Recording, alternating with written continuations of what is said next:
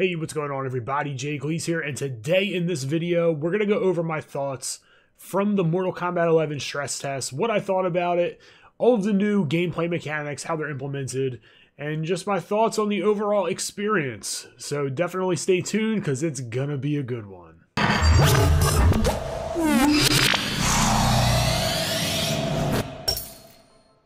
So first I'm going to give my overall thoughts about the game, how it felt, my experience playing it, the online netcode, all of the things that the stress test was developed to present to us, the community, the fan base that loves Mortal Kombat, and wants to play Mortal Kombat 11 and see it be the best game, best NRS game possible. And I thought that overall the game was extremely fun.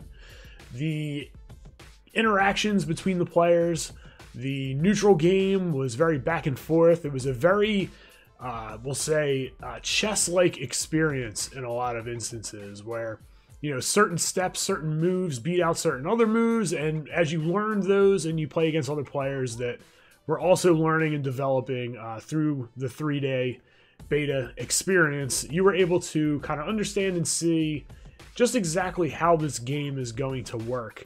And it's very footsie based, it's very ground oriented, though there are some jump-ins that are decently good, but a lot of times the best type of gameplay that I experienced, the most successful type of gameplay, was on the ground. It was moving in and out of ranges, having my opponent whiff, and then me coming in and punishing them for their mistakes. And that was the way that I typically played the game. And the game is a little bit different where you're not going to be running in from full screen and, you know, doing some type of mix or poking into a mix. You're not going to get these crazy jump-ins that are going to, you know, lead you to be very successful. A lot of times when people tried to jump in on me, I was just, you know, walking backwards. Just walk back. And I'd walk back and he would whiff. And then I would just punish him as he landed. And it was a very cool experience. The flawless block is something that I didn't really get a ton of time to kind of look at and go over, but it was something that I was able to implement a little bit toward the end of the stress test, and it works really well if you use it for anti-airs and for gaps in strings. One of the things that I did notice, and I saw that other people had commented on this, is the fact that you can actually kind of OS or option select the flawless block, meaning that you can kind of tap it, you know, as you're in block stun and leaving block stun, and, you know, pressing up and 2, all right, or triangle, or what is it, Y on Xbox. And what the flawless block actually does is it will block a move if there's a gap in a string during the first couple frames of the move, and you're able to execute a launcher with up 2. And that launcher does lead to a full combo. And being able to do that in the middle of a string, to me, is definitely going to be something that needs to be looked into. I don't think that that's something that I personally necessarily want in the game, that you could, you know, just pump that out, kind of mash it out, and allow you to be successful in that way. And I feel like something like that takes away from the overall experience of the game, especially when the game is so fundamentally strong. This game is one of the most fundamentally strong fighting games that I've played in a really long time. And I've been playing fighting games since Street Fighter in the arcade. All right, so I've been playing fighting games for a very long time. I'm old. All right, I've been playing for a very long time. And this game is great. I absolutely love it. I like the fact that they used contrasting characters as the 3 characters that we were going to be playing in the stress test. So Baraka plays way different than Scorpion, and Scorpion and Baraka play way different than Scarlet. And you were able to kind of experience the game from multiple different play styles because of this. And I think that that was a great choice for NRS to implement those 3 different archetypes of characters within the game. I think that was absolutely awesome, and I spent time playing all 3 of them. And the one that actually stood out the most to me as the one that I found the most fun to use was actually Scarlet. I think that with Scorpion, I'll get to a video just kind of going over Scorpion, as many of you on the channel know that I am a huge Scorpion fan, and you know, Scorpion has been my main in Mortal Kombat forever. I always have a compliment to him. I don't just strictly main Scorpion. Mortal Kombat X, it was Sonya, and there's going to be another character in Mortal Kombat 11 that I will also co-main. It's looking like it might be Scarlet at this point.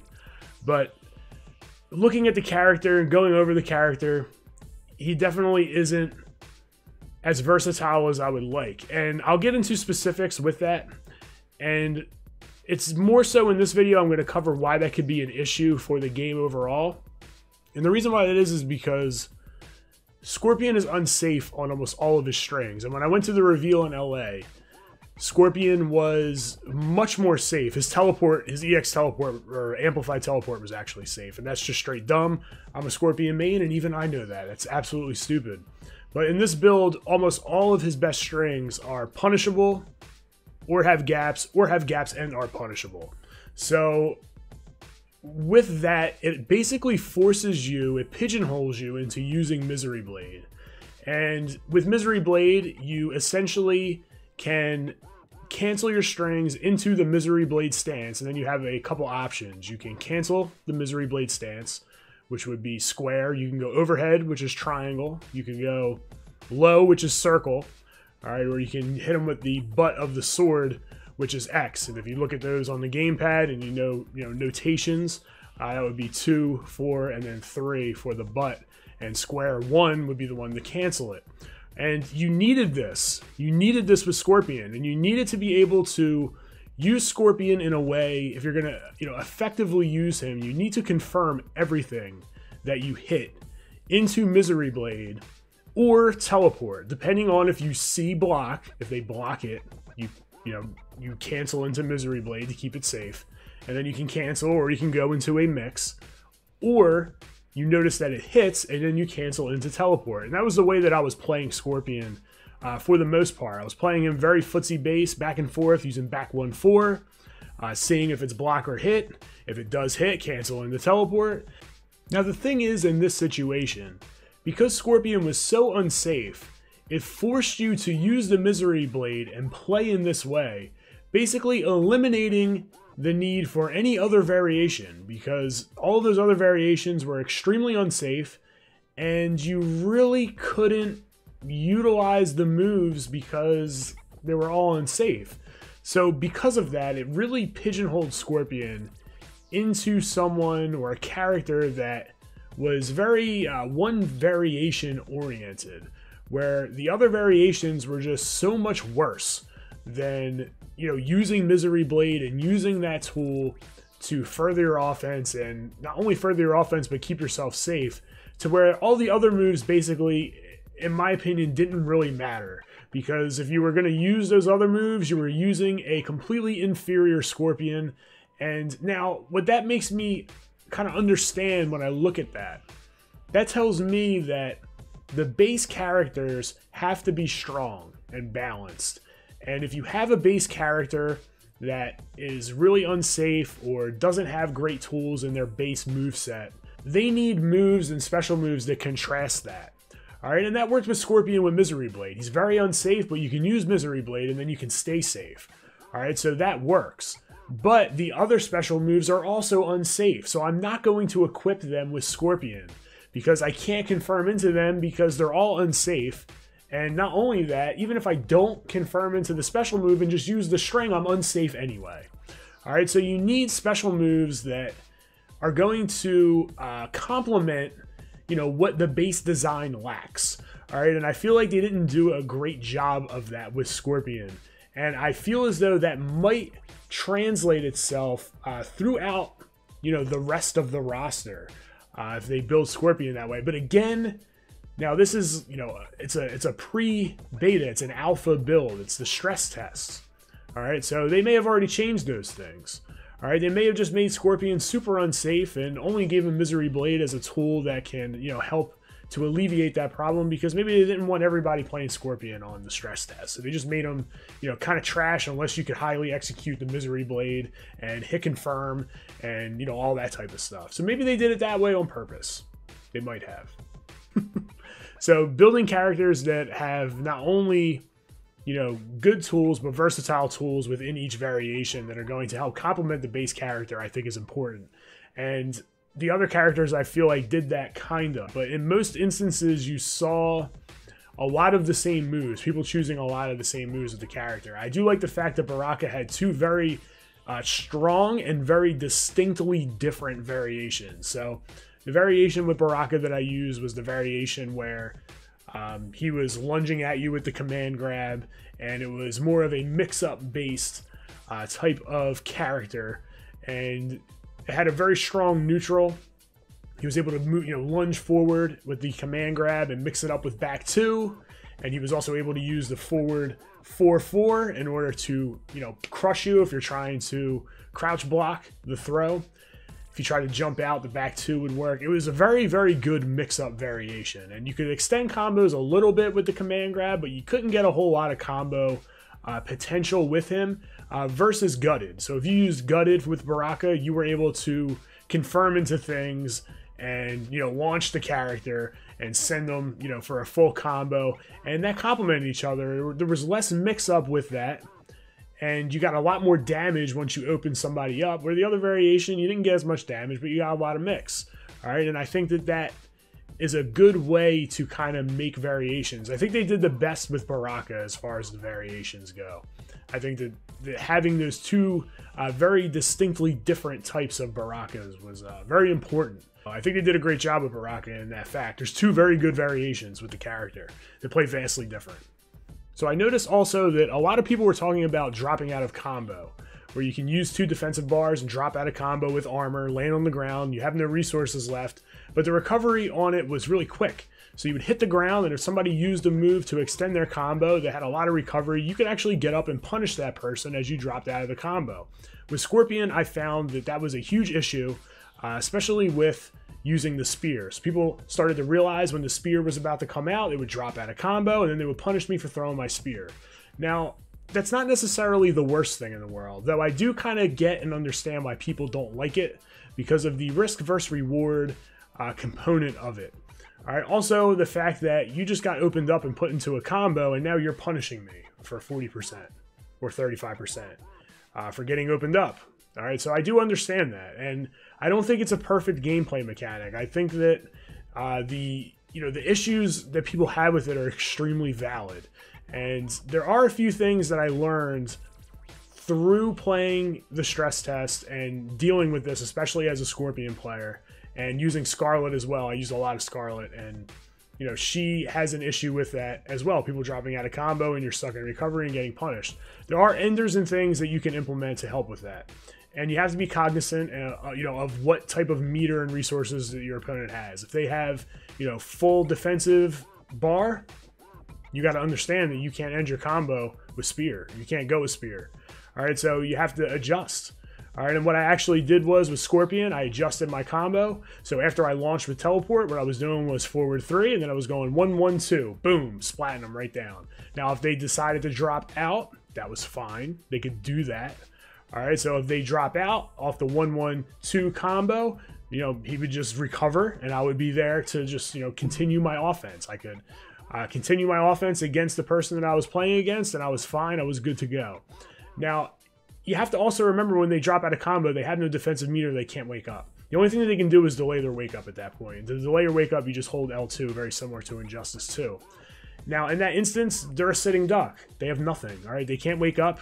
They have to hold this pressure. They have to hold this mix, all right? So they're in a situation where it really puts them at a disadvantage. Now, one of the things that I will say is that the meter probably comes back too quickly.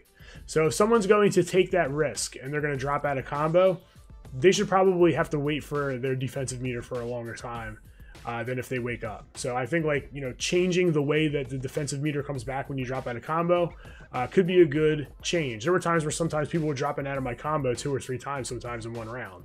All right, so you have to also, you know, keep that in mind. I think that, you know, changing, I don't think they're going to get rid of it. I think a lot of people want it to just be gone, have breakers, and I hate breakers. I don't like breakers at all.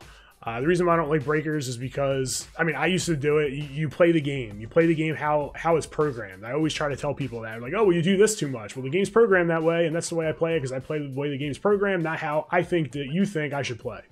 All right, so a lot of people don't get that, but that's the way the games are played. So with breakers, it allows you to just take risk. So when I had to, I had a breaker and, I was playing Scorpion in Mortal Kombat X, sometimes I just throw a teleport out. Why? Because I have a breaker and it don't matter. So if you go and you try to combo me, bang, I just break and I can basically get a free teleport. I get a free risk. All right, and I don't like a game like that, especially the way that this game plays. I think the way that this game plays, and it's very neutral based, it's very fundamentally sound. I think things like that, putting a breaker into the game, would ruin the game. I think it would ruin the core aspects, the core things that they're trying to implement, that NRS is bringing to the table with this game. So breakers, get that out. I don't want breakers at all. I think that the Fallout system is better than a breaker. I think it's going to allow people to have to adjust. I think that it's not perfect. I don't think it's perfect at all. If it were gone, it wasn't in the game at all, I probably wouldn't be mad.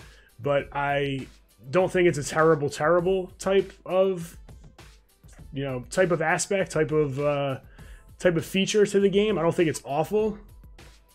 I think it's something we got to kind of wait and see for. I think it's something that isn't the best, but it's not the worst at the same time. I think it's overblown. I think people are overblowing it, but that's just my opinion. The wake-ups. All right, wake-ups are pretty good. I use a lot of wake-ups. I use up 3 mostly. It's the one with invincibility. It's a very good get-off-me move. It's safe, so it's not a ton of risk, but people can jump over you, and they can full combo punish you with a jump-in punch. All right, but then you also have the up 2. I didn't use a lot of up 2. A lot of times, I honestly was just delaying my wake-up and blocking. All right, so I was either using up 3 for wake-up, or I was delaying my wake-up and blocking, and that's basically how I play defense. I didn't use a lot of up 2. The couple times that I did use it where people were like crossing me up, I still got hit. So I just kind of scrapped it early, but there wasn't a lot of time to go over it and, kind of research it. So, when practice mode hits, I'll probably be able to do that. Maybe when the beta hits, I'll link up with somebody and we'll just practice a whole bunch of stuff. But I wasn't able to do that. But that's, my take. I don't really have a lot on wake ups. That's basically what I was doing. I was delaying my wake up or using up 3, and that was it. Corner interactables. I have a list in front of me. This is what I'm going off of. Corner interactables, where you grab the person with the cactus in the one level. You have the tank on the other level where you slam their face into it. Both of those I think are fine. They're cool. I think the one regenerates though. The cactus. I use that. It was pretty good. You throw armor on it. You can throw somebody in it. You can sit back in the corner and kind of sit there, which is kind of annoying. But interactables, they're not something that I technically always enjoy. I don't like the fact that you can use that dive kick in Shang Tsung's level.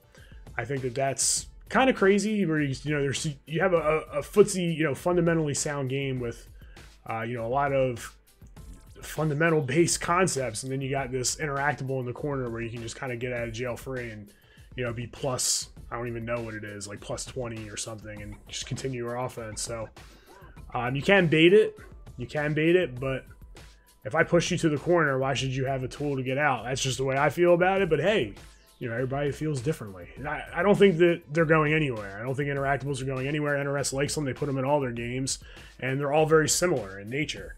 The get out of the corner with the dive kick is the same animation that it's been for years, for 3-4 games now. They're not going to change it, I don't think. 3 games, yeah, they're not going to change it. I think it's going to stay the same. So crushing blows and fatal blows. Crushing blows, I think, are great. They are a new mechanic. It's going to take some time to get used to them.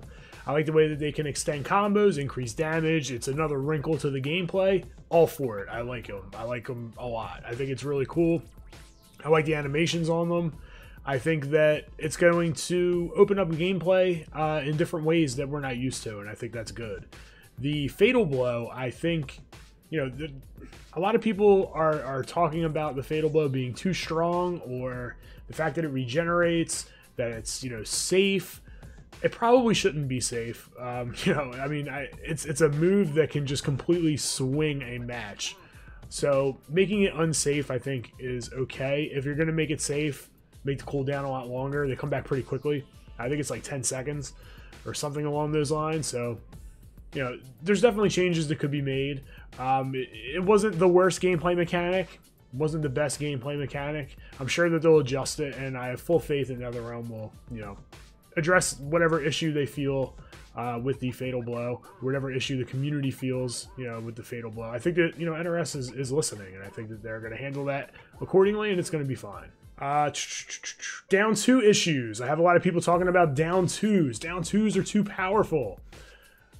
Well, a lot of times I think that people are not understanding how frames work. Also, you have to also keep in mind that a lot of these characters don't have great mids. All right, the 3 characters that we have in the beta, their mids are slow. It's very difficult to poke and then not use a high. All right, so people are just mashing down 2, and most people are hitting a high button. All right, so if you're Scarlet, you're probably hitting 2 or 1. All right, they're both highs. With Scarlet, you really should be hitting forward 4.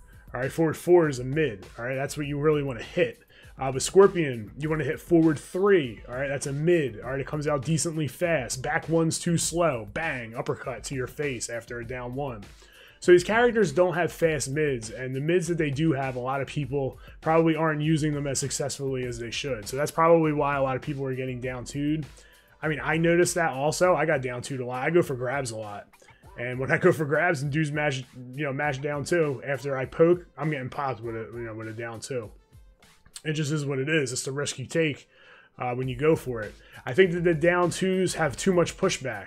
You get hit with Baraka's down 2 and you block it and you're pushed, you know, outside of sweep range. That's pretty crazy. I don't think that that's necessarily the best. I think that there could be some, you know, changes to that, but you know, it is what it is. There are going to be characters that have strong mids. You know, these are only 3 characters. There's going to be characters you can poke and you can advance your offense with mids that aren't, you know, these particular buttons. I hit somebody with a forward 3 with Scorpion probably 7 times in a row because he just kept mashing down 2, just forward 3 after my poke. So I would poke, forward 3, forward 3, forward 3, forward 3, over and over and over because he just kept mashing, just mashing down 2, mashing down 2. I'm just forward 3. You're gonna stop hitting down 2. You're going to stop.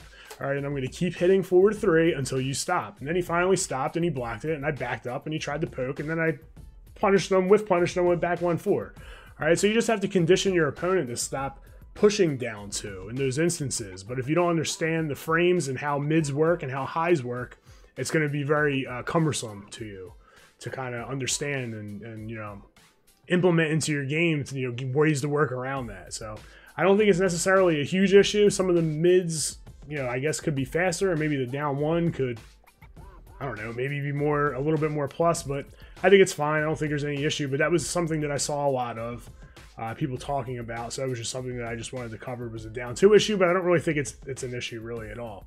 Also, again, keep in mind these characters have a lot of highs. Poke advantage and lack of fast mids, that's what I just talked about. I just talked about that, so I'm done. I already went over everything that I wanted to talk about. Overall, I think the game was great. One thing that I didn't talk about was what the stress test was actually about. And it was actually about the online experience. And the online experience was fantastic. It was great. I don't think I've ever played a fighting game online that was as good as this game. And it's just a stress test. It's not even the actual game. They're not even done yet, and it's that good. I think that the online experience is fantastic. I have played DBZ. I've played Street Fighter. I've played Tekken. All of these games I dropped. Soul Calibur. You know why I dropped them? Not because I didn't like the game. I thought the games were great. The online sucked. It was terrible. And that is one of the reasons why a lot of people have, you know, in the past, you know, dropped Mortal Kombat. You know, players from other communities drop Mortal Kombat because they go online and, the online netcode is terrible. With MKX, they fixed it. Injustice 2 was very good. MK11 is going to be great. We're going to have players stick around. I think the player base is going to grow because of it. I think that's a big deal. It's something that a lot of people don't realize is that important. NRS, they understand that. They know that it's that important. And that's good. And that's good. So that's it. So that's my take on the stress test. Long video. Just been talking. Just keep talking. I'm just talking. If you like the content, be sure to subscribe. Also, don't forget to click the bell so you get notified whenever I post new stuff. And if you don't click the bell, YouTube's probably not going to tell you. It's just going to be like, yo, I'm not telling you anything. That's what YouTube does. They just won't tell you if you don't click the bell. So make sure that you click that. Also, stay tuned for Mortal Kombat 11 content. I got a ton coming your way. So that's it. It's Gleez signing out. Thanks for checking in and continue to game strong.